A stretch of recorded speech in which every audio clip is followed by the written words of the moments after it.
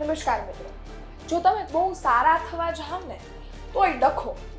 હું આવું કેમ કહી રહી છું?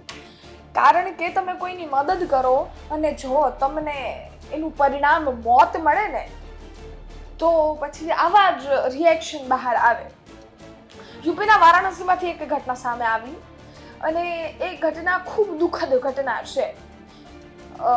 એક વ્યક્તિ છે, એનાથી કોઈ નોર્મલ એક એક્સિડન્ટ થયું અને નોર્મલ ચોટ પણ મતલબ ખરોચ પણ આવી હશે એ મહિલાને, અને એ મહિલાને બચાવવા માટે એ યુવક નીચે ઉતર્યો અને ટોળાને કહેવાય ને કે બુદ્ધિ ન હોય એવી વસ્તુ અહીંયા બની. શું ઘટના બની છે અને આ ઘટના કેમ આટલી દુઃખદ છે એની વિગતે વાત કરીશું આજની ક્રાઇમ સ્ટોરીમાં. એ પહેલા આપ ગુજરાત તકનો ક્રાઇમનો કાર્યક્રમ જોઈ રહ્યા છો. આપણી સાથે હું જ્યોતિકા.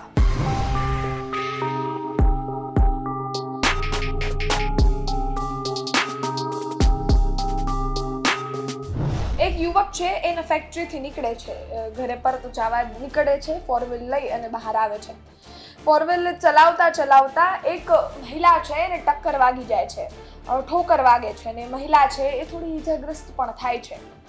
એ મહિલાને મદદ કરવા માટે એ યુવક છે એ નીચે ઉતરે છે અને એ મહિલા છે એને ઊભો કરવાનો પ્રયત્ન કરે છે અને જોવા જઈએ તો એને મદદરૂપ થવાનો પ્રયત્ન કરે છે, પરંતુ લોકોને બોલાવે છે કે મદદ કરો, ઊભા કરો.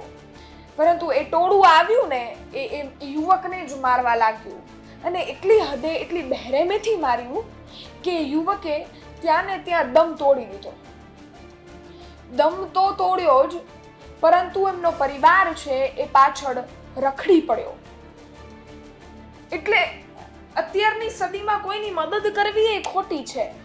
એ યુવક ચાહતો તો ભાગી શકતો હતો.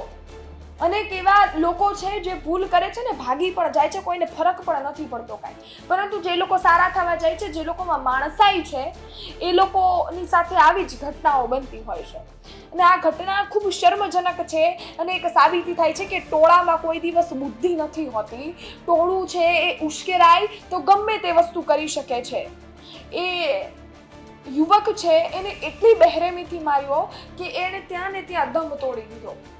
આ સમગ્ર ઘટના બની એટલે પોલીસ છે એનો કાફલો ત્યાં આવ્યો, જવાનોને ઊભા રાખવા પડ્યા અને તરત જ એ બોડી છે એને પોસ્ટમોર્ટમ માટે મોકલવામાં આવી અને કાર્યવાહી ચાલુ કરી.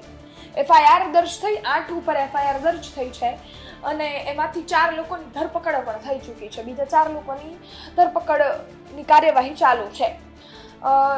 વિગતવાર આમના પરિવારની વાત કરીએ તો આમનું નામ અશ્વિન સિંઘ છે અને એમની પત્ની પણ છે, જેમના 10 વર્ષ પહેલા લગ્ન થઈ ચૂક્યા છે. એ બંનેના લગ્ન થયા હતા.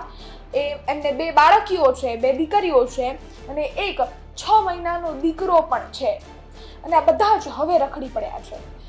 એક પિતા છે, એમનો છાયો એ બાળક એ પત્ની ઉપરથી જતો રહ્યો છે.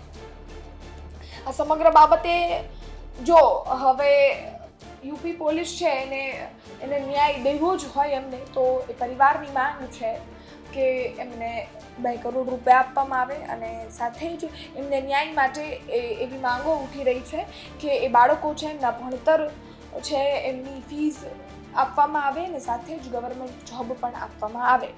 આવી માંગો ઉઠી રહી છે. આ માંગો કેટલી એ લોકોને મળે છે એ બાદનો પ્રશ્ન છે, પરંતુ પ્રશ્ન એ છે કે બાળકો છે એ પિતા વગરના થઈ ગયા છે અને એ પત્ની છે એ પતિ વગરની થઈ ચૂકી છે. આવી ઘટનાઓ જ્યારે સામે આવે ને ત્યારે એક સવાલ ઉઠે કે પરિસ્થિતિ છે એમાં ફેરફાર ક્યારે થશે. આપણે આમ જોવા જઈએ તો અનેક ઘટનાઓને લઈ વાત કરીએ, દીકરીઓની સુરક્ષાને લઈને વાત કરીએ, બીજી બાજુ જેટલા પણ મર્ડર થતા હોય એને લઈ અને એવી પણ વાતો કરીએ કે કાયદો અને વ્યવસ્થાનો ડર નથી રહ્યો, પરંતુ લોકો છે એનું બુદ્ધિનું સ્તર ખબર નહીં કેમ એ નીચે જતું રહે છે કે આવા કામો કરવા ઉપર ઉમટી પડે છે. શું વસ્તુ છે એ નથી જાણતા, એ નથી વિચારતા અને કોઈ જ પણ એક્શન લેવા પર એ લોકો તૂટી પડે છે. અને જો એ એક્શન ખોટા સમયે ખોટી લેવાઈ જતી હોય છે તો એના પરિણામ આવતા હોય છે. આ ઘટનાને લઈને તમારું શું માનવું છે કોમેન્ટ ચોક્કસથી કરજો. બાકી આવતીકાલે ફરી મળીશું નવી ક્રાઇમ સ્ટોરી સાથે. નવું વાગે ત્યાં સુધી રજા આપો, સજાગ રહો, સુરક્ષિત રહો. ધન્યવાદ.